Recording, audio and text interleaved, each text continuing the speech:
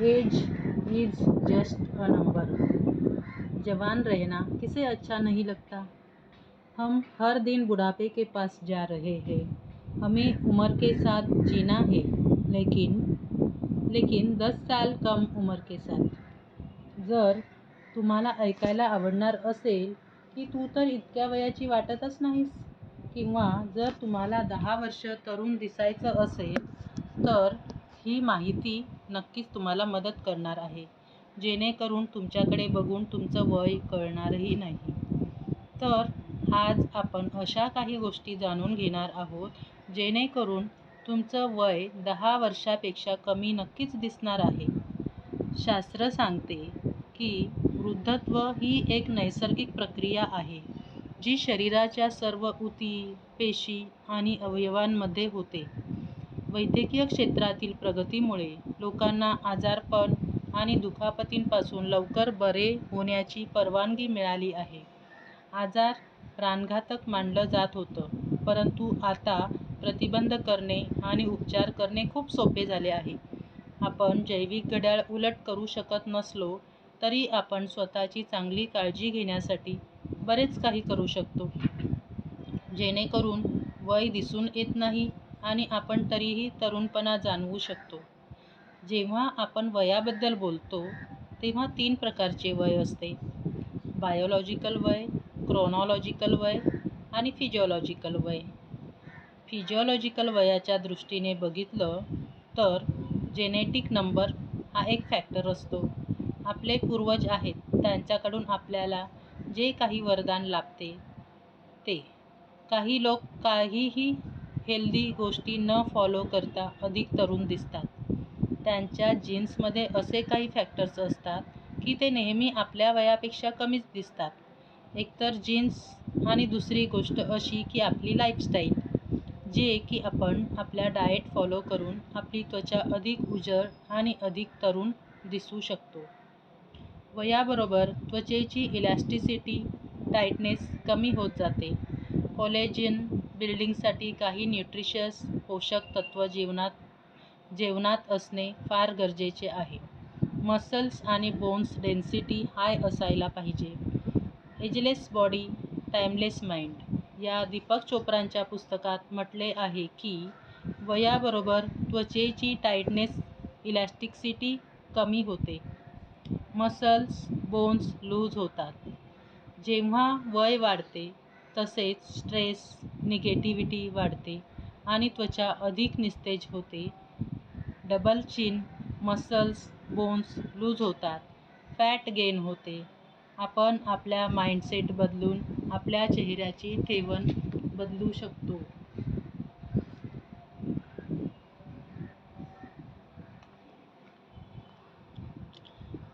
Age is just a number. आपलं मन आपलं वय ठरवतं. जेवढे खुश दिसाल तेवढे तुम्ही तरुण दिसाल. वय वाढतं तसतसे हार्मोनल बदल होतात. इस्ट्रोजन आणि प्रोजेस्टेरॉन ड्रॉप होतात, त्यामुळे हार्मोनल इम्बॅलन्स होतो आणि हा हार्मोनल इम्बॅलन्स आपण आपल्या आहारात बदल करून नक्कीच बॅलन्स करू शकतो. अँटीऑक्सिडंट. आपल्या सगळ्यात बेस्ट फ्रेंड आहे अँटीऑक्सिडंट. ऑक्सिडेटिव्ह स्ट्रेस जितका जास्त तेवढी आपली स्किन जास्त ओल्डर वाटते. अँटीऑक्सिडंट फ्री रॅडिकल्स नावाच्या रेणूमुळे होणाऱ्या नुकसानीपासून तुमच्या पेशींचे संरक्षण करतात. पूरक पदार्थांवर नव्हे तर अन्नातून अँटीऑक्सिडंट मिळवण्यावर लक्ष केंद्रित करा. अँटीऑक्सिडंट सप्लिमेंट्स घेतल्याने काही आजारांचा धोका वाढू शकतो, त्यामुळे आपल्या नॅचरल आहारातूनच अँटीऑक्सिडंट घेणे उत्तम. Vitamin A, vitamin C, vitamin E, selenium, lycopene हे काही अँटीऑक्सिडंट आहेत. बेरी, फळे, नट्स, भाज्या, कोको, मसाले, कॉफी आणि ग्रीन टी यासारख्या पदार्थांमध्ये अँटीऑक्सिडंट असतात. त्याचाही तुम्ही उपयोग करू शकता. Vitamin C rich food, beta carotene, seeds, orange, reddish colour फ्रूटमध्ये बीटा कॅरोटीन असतात. गाजर, टोमॅटो, बेरीज, ब्लॅकबेरी असेल, ब्लूबेरी असेल, जामून, आवळा हे सगळे अँटीऑक्सिडंटयुक्त पदार्थ आहेत. रोज एक आवळा खूप इम्पॉर्टंट आहे. हेल्दी लुकिंग स्किनसाठी बीन्स, राजमा, ग्रीन कलरचे फूड, ग्रीन लिफी व्हेजिटेबल्स, आंबट प्रकारची फळं, लिंबू, पेरू, दही यासारखे प्रोबायोटिक्स जे की गट हेल्थ सुधारतात, याचाही आहारात उपयोग असावा.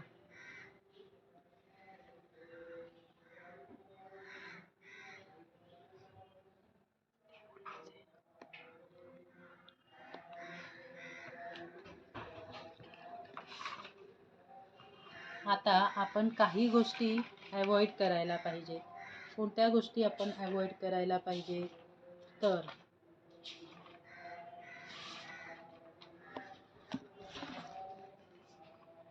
Avoid process food, avoid package food, avoid excess sugar, avoid refined food, avoid trans fat, avoid smoking.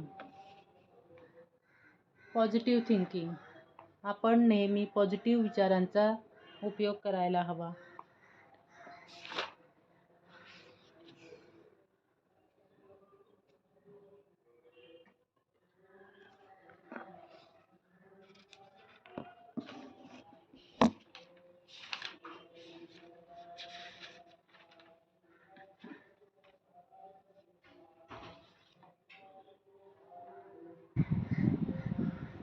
Positive mindset, आयुष्याबद्दल नेहमी पॉझिटिव्ह अप्रोच ठेवायला शिका.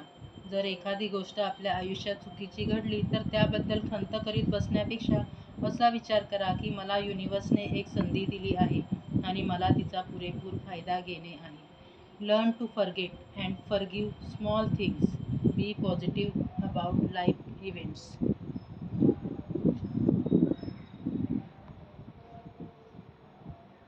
वॉटर हायड्रेशन, पाणी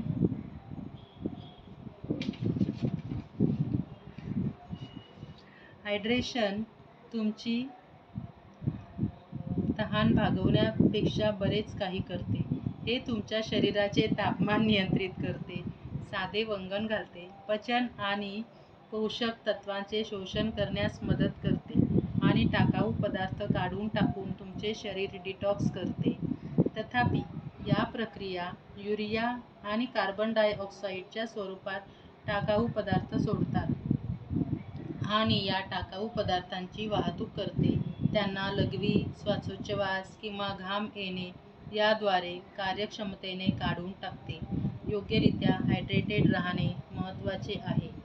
आता उन्हाळा सुरू झाला आहे, त्यामुळे उष्णतेमुळे अंगातून प्रचंड घाम निघू लागतो आणि शरीरातील पाण्याची पातळी कमी होते. शरीरातील पाण्याची पातळी कमी झाल्यामुळे डिहायड्रेशनचा त्रास होतो, कारण घामाद्वारे शरीरातील पाण्यासोबत आवश्यक क्षार आणि मिनरल्स देखील कमी होतात. डिहायड्रेशनमुळे उष्माघात अथवा स्ट्रोक येण्याची शक्यता असते. एका संशोधनानुसार प्रत्येक व्यक्तीला दिवसभरात 8 ग्लास पाणी पिण्याची गरज असते. मात्र तुमचे वय, शरीराचा आकार, वजन, उंची आणि कामाचा प्रकार यावरून तुमच्या शरीराला लागणाऱ्या पाण्याचे प्रमाण ठरवावे लागते.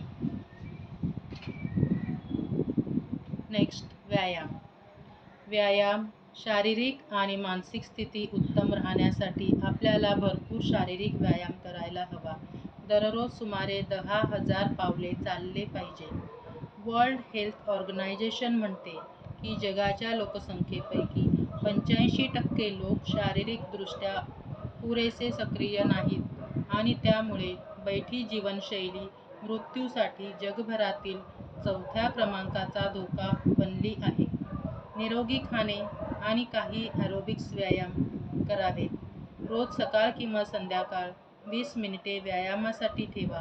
लिफ्टपेक्षा पायऱ्यांचा उपयोग करा. आठवड्यातून फक्त 3 वेळा पायऱ्या चढलात तरी तुमचे हृदय, श्वासोच्छवास, फिटनेस सुधारेल. तुमचे बैठे काम असेल तर अधूनमधून उठून 4 राऊंड मारा. फक्त 10 किंवा 15 मिनिटांची शारीरिक हालचालही फायदेशीर ठरते आणि केवळ तुमचे हृदय पंपिंग करत नाही तर तुमचे मानसिक आरोग्य सुधारण्यास मदत होते. विचार करा, जर तुम्ही आज डेली व्यायाम सुरू केला तर 5 वर्षांनी काय होईल? उद्यापासून करतो म्हणणे बंद करा. Try and focus on today. Tomorrow never comes in life. Be present with 100% mindset that I have to start it from today. त्याने काय होणार आहे? तर भरपूर मेंटल आणि फिजिकल प्रोग्रेस आपल्याला दिसेल. शरीर सुंदर आणि सुडौल वाटेल आणि नक्कीच तुम्हाला 10 वर्ष मागे गेल्याचं फील होईल. तुमची बॉडी 10 वर्षांनी यंग दिसेल. पर्सनॅलिटी डेव्हलप होईल आणि घरात सुद्धा व्यायामाचं कल्चर सुरू होईल.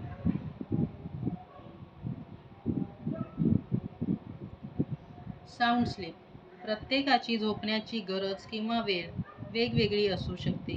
माझ्या कम्युनिटीमध्ये असेही काही लोक आहेत जे रात्री फक्त 2.5 ते 3 तास झोपतात आणि दिवसभर फ्रेश असतात. कुणाला 5 तासाची झोप पुरेशी असते तर कुणाला 7 तास. आपल्या झोपेच्या वेळा आपण ठरवायच्या आहेत की मला एवढ्या तासांची झोप मिळाली की मला फ्रेश वाटतं. रात्री उशिरापर्यंत जागे राहणे टाळावे. झोपायची वेळ, जागा, पद्धत, सवयी सगळं आपलं आपणच ठरवायचं आहे.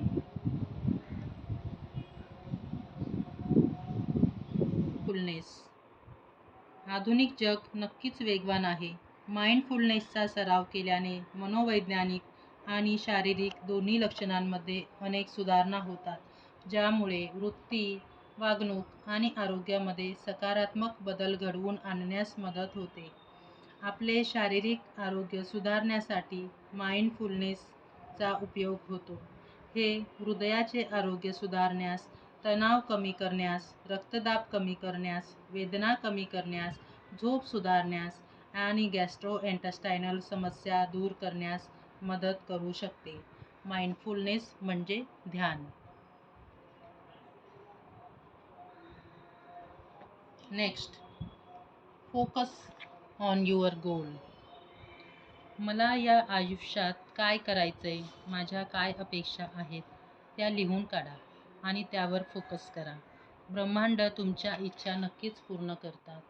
जे लोक आपले गोल लिहून ठेवतात, ब्रह्ममुहूर्तावर म्हणजे पहाटे 4 ते 6च्या दरम्यान, ब्रह्मांड किंवा नेचर, युनिवर्स आपले ते गोल पूर्ण करण्यासाठी आपल्याला नक्कीच मदत करतात. पण ते गोल कसे असावेत? तर goal should be realistic, measurable, achievable, affordable and timeable. आणि त्यासाठी सकारात्मक दृष्टिकोन, 100% पॉझिटिव्ह माइंडसेट आणि ते गोल पूर्ण करण्याच्या दृष्टीने आपली वाटचाल असणेही तितकेच महत्त्वाचे आहे.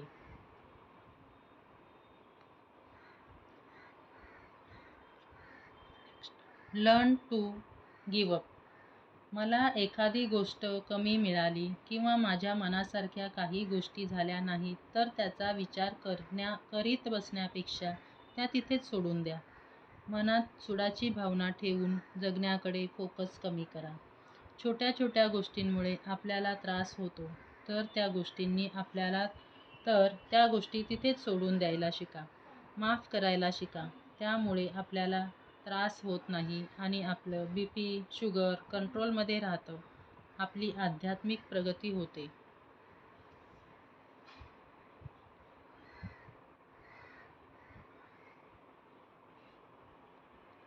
Accept the reality. Accept the failure. That will give to ability. Unless you accept, you cannot make peace with your real situation. So accept the ability to think over and move on.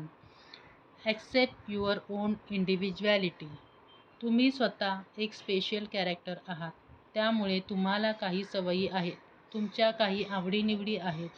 त्या आवडीनिवडी इतरांना wrong वाटत असतील, पण as long as you are happy about it, त्यामुळे दुसऱ्यांना त्रास होत नाही, तर यू ॲक्सेप्ट फॉर युअरसेल्फ. जर आपल्या आयुष्यात काही असे लोक आहेत की ज्यांच्या काही वाईट सवयी आहेत, लिमिटेशन आहेत, तर ॲक्सेप्ट इट. तुम्हाला आवडत नसेल तरी त्यामुळे काय होईल? तुमच्या मनावर नको तो भार येणार नाही. वैयक्तिक दोष आपल्याला एकमेकांचे ॲक्सेप्ट करता आले पाहिजेत. त्यामुळे स्वतःविषयी आणि इतरांविषयी प्रेमच वाढतं.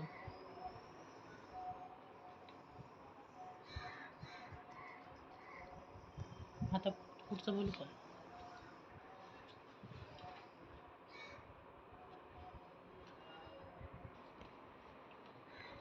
तर मंडळी, या सगळ्या गोष्टी फॉलो करूया आणि आपल्या आयुष्याची 10 वर्ष आपण मागे जाऊया.